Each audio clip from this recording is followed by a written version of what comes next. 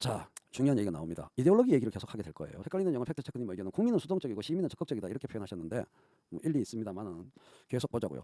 자신들의 물질적 이익과 손해를 위주로 정치적 자신들의 처지에 따른 판단을 위주로 정치적 의견을 가지는 게 아니라 특정한 이데올로기에 사로잡혀서 포괄적이고 변동하지 않는 정치적 태도, 주변 상황이 어떻게 요동치든 간에 매우 포괄적이고 싸잡아서 당체 변화하지 않는 언체인징 그런 정치적 태도를 유지하는 시민들의 쪽수가 상당히 많을 수 있다. 예를 들어 대한민국의 경우 북한에 대한 태도의 적대성, 북한을 적으로 보느냐 안 보느냐, 이게 다른 어떤 가치 기준보다 중요하다고 생각하는 사람들의 숫자가 상당하다 하겠죠. 맞습니까? 북한에 대한 태도가 티미한 사람들에 대해서 상당히 시선이 곱지 않은, 북한에 대한 명백한 적대성 태도를 정립하는 것이 세상에서 제일 중요하다고 보는 사람들의 숫자가 상당하고, 반대편에는 광주 민주화운동 당시에 민간인을 향해 총을 쏘고 학살을 자행한 군부 집단의 정치적 후계 집단을 지지하는, 그들에게 표를 던지는 일, 투표한다는 일은 절대로 있을 수가 없는 일이며, 그 정치적 후계 집단 세력들은 존재 자체가 부정되어야 한다고 생각하는 사람들의 숫자도 역시 상당하다. 근데 이 전자의 집단과 후자의 집단은 지지 및 비토 정당이 서로 반대로 엇갈립니다. 근데 이 두 정당이 의석의 90% 이상을 차지하고 있죠. 이게 우리나라의 상태입니다. 그러니까 이 자식이 또 대답하기 곤란하니까 한국말로 물었는데 자기의 주체적인 답변을 내놓는 것처럼 영어로 쫙 썼는데 몽땅 제가 한 말에 번역에 불과합니다. 이번에는 완벽하게 제가 한 말을 고스란히 영어로 번역했어요. 아, 이 자식이 비겁한 자식. 그래서 야, 방금 너는 내 말을 영어로 번역하고 있잖아. 그걸로 답변을 대신했잖아. 내 말에 답변하는 척하고 영어로 번역하고 그러지 마라 하니까, 이렇게 특정한 정치적 이데올로기에 붙잡힌 사람들의 숫자가 아주 많을 때, 그럴 때 그런 상황에서, 그런 역사적 상황에서 시민의 정치 참여를 강화하는 것이, 그게 노무현 대통령이 하신 일 아닌가요? 진지하게 좀 생각해 봅시다.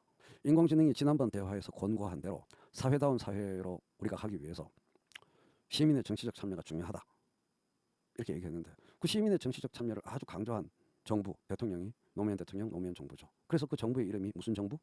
의원이 아니죠. 참여정부. 좋은 뜻으로 시작된 거죠. 그런데 그 뜨거운 정치적 참여의 바탕이 되는 것, 전제조건, 이데올로기의 영향력이 강할 때 이게 어떻게 되느냐. 우리가 인공지능은 아니지만 아주 성실하게 논리적으로 유추해야 될 의무가 있죠. 시뮬레이션을 머릿속에서 해봐야 되죠. 수동적인 국민이 아니고 적극적 능동적인 시민 개념을 강조하고 그 사람들의 정치적 참여를 강조했는데, 그 참여가 이데올로기의 영향으로부터 얼마만큼 자유롭고 순수하고 독립적이냐, 그 얘기를 점검해야 되죠. 만약에 그것이 이데올로기적인 영향이 지대한 것을 그대로 간과하고 참여를 강조한 것이라면, 그것은 사회다운 사회로 가는 발걸음을 원활하게 하는 것일지 아니면 비틀거리게 하는 것일지 이야기해 볼 필요가 있죠. 이렇게 특정한 정치적 이데올로기에 붙잡힌 사람들의 숫자가 아주 많을 때 시민들의 정치적 참여 강화가 오히려 사회적 분열을 심화시킬 수 있다. 이게 제 생각이고 제 의견입니다. 또 우리가 지켜봐온 역사적 과정도 그렇지 않은가 싶어요.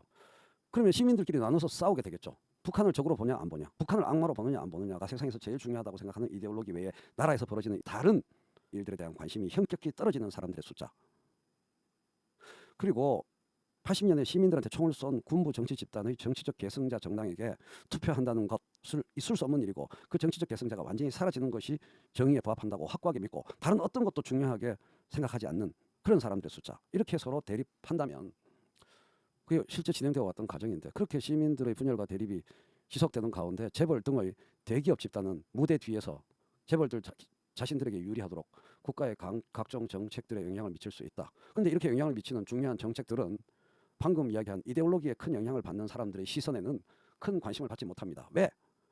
대기업 집단이 그렇게 나라의 중요한 정책들에 영향을 미치는 그 내용들은 북한에 대한 태도의 적대성 문제라든가 시민들에게 총을 쏜 정치 군부 집단의 정치적 계승자를 인정할 것이냐 말 것이냐는 문제와 아무런 연관이 없기 때문에 그 특정 이데올로기에 많이 사로잡힌 시민들의 주요 관심 대상이 안 됩니다.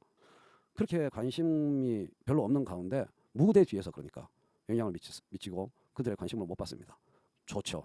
대기업 집단 등은 이러한 상황에서 특별한 소란이나 자신들이 추진하는 정책들 혹은 정책 후원들에 대한 저항 없이 조용하게 자신들의 이익을 손쉽게 관찰할 수 있다. 이게 제가 보는 가장 중요한 지점입니다.